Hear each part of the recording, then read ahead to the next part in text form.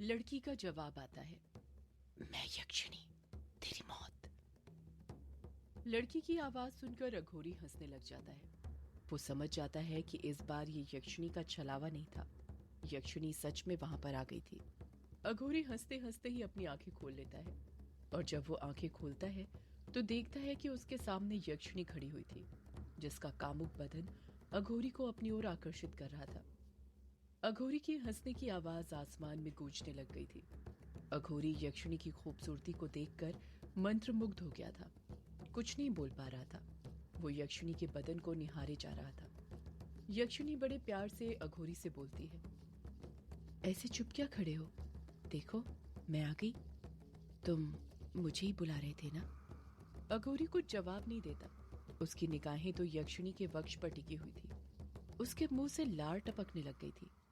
यक्षिणी अघोरी के पास अपने कदम बढ़ाते हुए कहती है, मुझे नहीं पता था अघोरियों के अंदर भी वासना होती है। मुझे तो लगा था अघोरी बनने के बाद ही उनका समस्त कामुक क्रियाओं से संबंध टूट जाता है।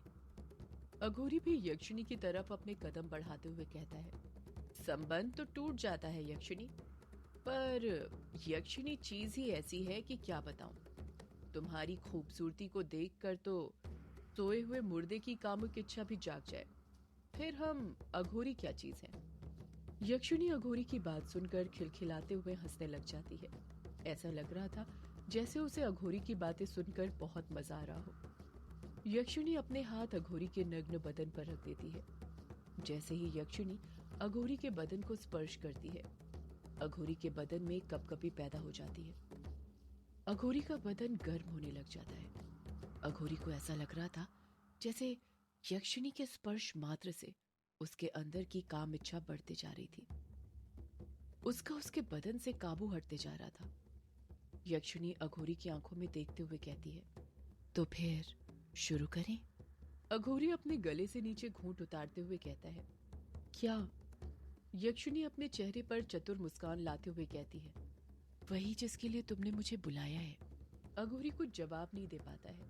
वो यक्षिणी के बदन को देखकर इतना कामुक हो गया था कि उसका उसकी इंद्रियों पर से वश हट गया था। यक्षिणी अपने हाथ अघोरी की पीठ पर फेरने लग जाती है। अघोरी यक्षिणी के वश में होने लग जाता है। अघोरी भी आहिस्ते से अपने हाथ यक्षिणी की कमर पर रख देता है। अगले ही पल यक्षिणी अघोरी को अपने वक्ष की तरफ खींचती है और उसे अपनी बाहों की आगोश में भर देती है। अघोरी को चरम सुख की अनुभूति होने लग जाती है। अघोरी यक्षिणी की बाहों में मदहोश हो जाता है। यक्षिणी के बदन में से चमेली के फूलों की महक आ रही थी, जो अघोरी के अंदर की काम क्रीड़ा को और बढ़ाते जा रही थी। यक्षिणी समझ गई थी अघोरी उसके हुस्न के जाल में फंस गया है। अब वो अघोरी के साथ संभोग करके उसका अंत कर सकती है। यक्षिणी अघोरी को और कसकर अपने वक्ष से सटा लेती है। यक्षिणी और अघोरी दोनों का बदन पसीने से भीग चुका था। दोनों का बदन तपने लग गया था। यक्षिणी अघोरी को अपने वक्ष से दूर करती है और धीरे से उसे जमीन पर लिटा देती है। अघोरी का अपने आप पर कुछ काबू नहीं था। उसे कुछ समझ ही नहीं आ रहा था कि उसके साथ क्या हो रहा था। वो काम वासना में लीन हो चुका था।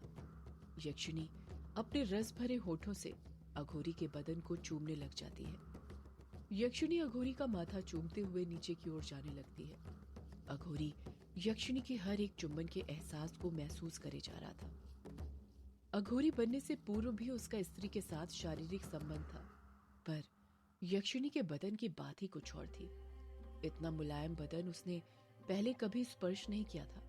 उसका बदन किसी फूल की तरह कोमल था। यक्षिणी अघोरी के बदन को चूमते हुए उसके सीने तक पहुंच गई थी और बार बार उसके सीने को चूमे जा रही थी। तभी अघोरी की नजर यक्षिणी के ताज पर पड़ती है, जिसका लाल हीरा चमके जा रहा था। जैसे ही अघोरी की नजर यक्षिणी के ताज पर पड़ती है, उसकी इंद्रियां वापस से जागृत होकर उसके वश में आ जाती हैं। उसे याद आता है कि उसे यक्षिणी के साथ संभोग करने से पहले यक्षिणी की शक्तियां छीननी थी, जो यक्षिणी के ताज के अंदर थी। यक्षिणी का ताज अघोरी की आंखों के सामने था और उसके सबसे करीब था। अघोरी समझ जाता है कि यही सही मौका था यक्षिणी के ताज को उससे अलग करने का। अघोरी धीरे धीरे अपना हाथ यक्षिणी के ताज की तरफ बढ़ाने लग जाता है, पर उसी वक्त यक्षिणी अपना सिर ऊपर करने लग जाती है। पर यक्षिणी पूरी तरह से अपना सिर ऊपर कर पाती और कुछ समझ पाती उससे पहले ही अघोरी अपने दोनों हाथों की मदद से यक्षिणी का ताज उसके सिर के ऊपर से अलग कर देता है और यक्षिणी को अपने बदन से दूर कर देता है। यक्षिणी एक गुलाटी खाती हुई दूसरी तरफ गिर जाती है। अघोरी जमीन पर से उठता है और हंसने लग जाता है। यक्षिणी भी अपनी जगह पर से उठ जाती है और अघोरी को गुस्से के साथ घूरने लग जाती है। यक्षिणी क्रोधित होते हुए कहती है, ये सब क्या है अघोरी? तेरा इतना साहस कि तूने मेरे ताज को हाथ लगाया। अघोरी हंसते हुए कहता है, अब ये ताज तेरा नहीं मेरा है यक्षिणी। यक्षिणी गुस्से के साथ अघोरी को घूरे जा रही थी। अघोरी आगे कहना जारी रखता है, तुझे क्या लगा मैं तेरे हुस्न के जाल में फंस जाऊंगा? तू हम अघोरियों को जानती नहीं है। सालों तक हम बिना किसी शारीरिक संबंध के रहते हैं, तो तेरे हुस्न को देखकर मैं अपना मकसद भूल जाता क्या? बिल्कुल नहीं। मैं तो बस मौका ढूंढ रहा था तेरे ताज को हथियाने का, और वो मौका तूने खुद अपने हाथों से दे दिया। अघोरी की बातें सुनकर यक्षिणी गुस्से से अपनी मुट्ठियां भींच लेती है। गुस्से के कारण यक्षिणी की आंखें पूरी तरह से लाल हो गई थी।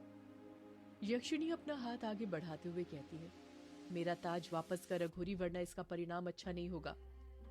अघोरी हंसने लग जाता है और हंसते हुए ही ताज सीधे हाथ में पकड़कर ताज को आगे बढ़ाते हुए कहता है, तुझे तेरा ताज चाहिए? ये ले। यक्षिणी अपना ताज लेने के लिए अघोरी के पास जाने लग जाती है। यक्षिणी भी अपना सीधा हाथ आगे बढ़ा लेती है अपना ताज पकड़ने के लिए। यक्षिणी अपने ताज को छू पाती उससे पहले ही अघोरी अपने उल्टे हाथ की मुट्ठी को बंद करते हुए जल्दी से मन ही मन कोई सा मंत्र बड़बड़ाता है और वो पढ़ते हुए ताज के ऊपर वो मुट्ठी फूंक देता है। जैसे ही उसकी मुट्ठी खुलती है, उसके हाथ में से भभूत निकलता है जो सीधे जाकर ताज पर गिरता है। ताज के चारों तरफ भभूत भभूत हो जाती है, जिस कारण कुछ पल के लिए ताज ओझल हो जाता है। वो यक्षिणी को दिखाई नहीं देता है। यक्षिणी अपने दोनों हाथों को यहाँ वहां करते हुए वो भभूत का धूल हटाने लग जाती है। कुछ देर बाद जब भभूत हटता है तो यक्षिणी का ताज उसकी आंखों के सामने था, जिसे अघोरी ने अभी भी अपने हाथों में पकड़ कर रखा हुआ था। यक्षिणी वापस से अपने ताज को लेने के लिए अपने हाथ आगे बढ़ाने लग जाती है, पर जैसे ही वो अपने ताज को छूती है, उसे बिजली की तरह एक जोर से झटका लगता है। यक्षिणी ताज से दूर गिरते हुए चीखती है, आह! यक्षिणी को चोट लगते हुए देखकर अघोरी हंसने लग जाता है। यक्षिणी वापस से अपनी जगह पर खड़े होते हुए कहती है, ये क्या किया तूने मेरे ताज के साथ अघोरी? अघोरी ताज पर हाथ फेरते हुए कहता है, मैंने कहा ना, ये ताज अब मेरा है, तो इसे छूने का हक भी तो मेरा ही होगा ना। इस ताज को अब तू कभी नहीं छू सकती। यक्षिणी ना में अपना सिर हिलाते हुए कहती है, नहीं, ऐसा नहीं हो सकता। इतना कहकर यक्षिणी वापस से ताज को छूने के लिए आगे बढ़ने लग जाती है, पर जैसे ही वो ताज को छूती है, उसे फिर एक बिजली का झटका लगता है और वो दूर जाकर गिर जाती है। यक्षिणी बार बार ताज को छूने के लिए जा रही थी, पर जैसे ही वो ताज को छूती थी, उसे जोर से झटका लगता था और वो दूर जाकर गिर जाती थी। यक्षिणी समझ गई थी कि अघोरी ने ताज पर जादू कर दिया था और वो ताज को चाह कर भी नहीं छू सकती थी। जब तक अघोरी का जादू खत्म नहीं हो जाता तब तक। अघोरी हंसते हुए कहता है, मैंने कहा ना, तू ताज को नहीं छू सकती। अब ये ताज मेरा है। यक्षिणी अघोरी से पूछती है, तुझे क्या चाहिए अघोरी? क्यों तू ये सब कर रहा है? अघोरी कामुक आंखों से यक्षिणी के बदन को ऊपर से लेकर नीचे तक देखते हुए कहता है, मुझे तेरे बदन के ये सारे गहने चाहिए। इन गहनों पर भी अब मेरा हक है, ना कि तेरा। जैसे ही अघोरी ये बात बोलता है, यक्षिणी के गले का हार अपने आप उसके गले से निकल जाता है और हवा में उड़ते हुए उस संदूक में चला जाता है जो हवन कुंड के पास रखी हुई थी। संदूक के अंदर अघोरी ने पहले से ही गहने भरकर रखे हुए थे। एक एक करके यक्षिणी के बदन के सारे गहने उस संदूक के अंदर चले जाते हैं। अब यक्षिणी के बदन पर एक भी गहना नहीं था। यक्षिणी अघोरी से कहती है, मैंने अपने सारे गहने तुझे दे दिए, अब मेरा ताज वापस कर। अघोरी यक्षिणी को देखकर मुस्कुराने लग जाता है। उसके चेहरे पर कातिल स्माइल आ जाती है। यक्षिणी समझ जाती है कि अघोरी को सिर्फ उसके गहने नहीं बल्कि और भी कुछ चाहिए था। यक्षिणी अघोरी से पूछती है, तेरी नीयत साफ जाहिर कर रही है अघोरी कि तुझे और कुछ भी चाहिए। बोल तुझे क्या चाहिए, पर मेरा ताज मुझे वापस कर। अघोरी यक्षिणी से झूठ बोलते हुए कहता है, मैं तुझे तेरा ताज वापस कर दूंगा, पर उससे पहले मुझे कुछ और भी चाहिए। यक्षिणी अघोरी को घूरते हुए कहती है, बोल तुझे अब और क्या चाहिए अघोरी। अघोरी अपने सीने पर हाथ फेरते हुए कहता है, मुझे तेरा ये बदन चाहिए। तेरे बदन पर भी अब मेरा ही हक है।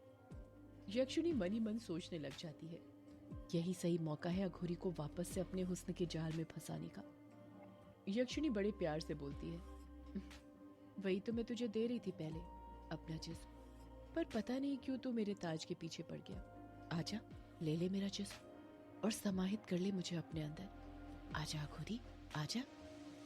अघोरी धीरे धीरे अपने कदम यक्षिणी के पास बढ़ाने लग जाता है। जैसे ही अघोरी यक्षिणी के पास पहुंचता है, यक्षिणी वापस से उसके सीने पर हाथ फेरने लग जाती है और उसे अपना बनाने की कोशिश करने लग जाती है। अघोरी यक्षिणी का हाथ पकड़कर उसके हाथ को अपने सीने से दूर हटाते हुए कहता है,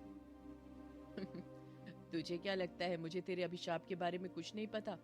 मुझे तेरे अभिशाप के बारे में सब कुछ पता है। जैसे ही यक्षिणी अघोरी के मुंह से ये बात सुनती है, हक्की बक्की रह जाती है।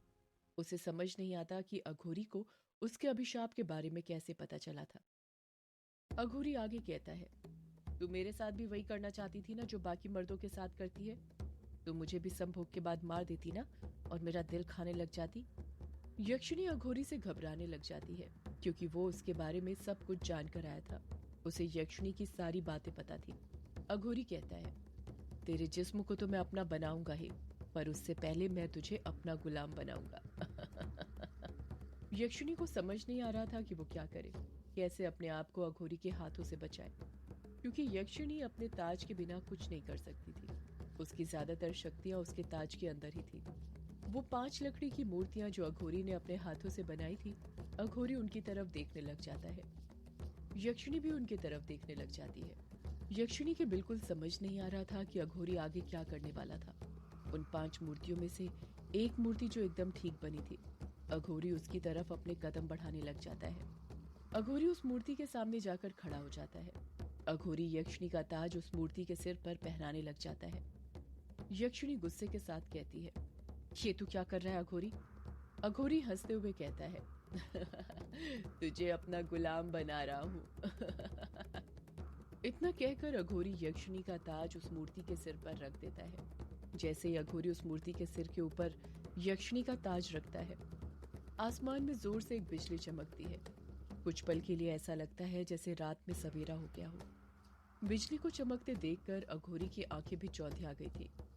अघोरी अपने कदम उस संदूक के पास बढ़ाने लग जाता है जिसके अंदर यक्षिणी ने अपने गहने उतार कर रखे थे। अघोरी उस संदूक के अंदर हाथ डालता है और यक्षिणी की पायल निकालता है और वो पायल ले जाकर अघोरी उस मूर्ति को पहना देता है जिसे उसने कुछ देर पहले यक्षिणी का ताज पहनाया था। एक एक करके अघोरी यक्षिणी के बदन के सारे गहने उस लकड़ी की मूर्ति को पहना देता है जो उसने बनाई थी। कुछ ही पल में उस मूर्ति के ऊपर यक्षिणी के सारे गहने थे। यक्षिणी अभी भी समझ नहीं पाई थी कि अघोरी क्या करने वाला था। अघोरी मूर्ति के पास बैठता है और मूर्ति के पैर पकड़कर मंत्र बोलने लग जाता है।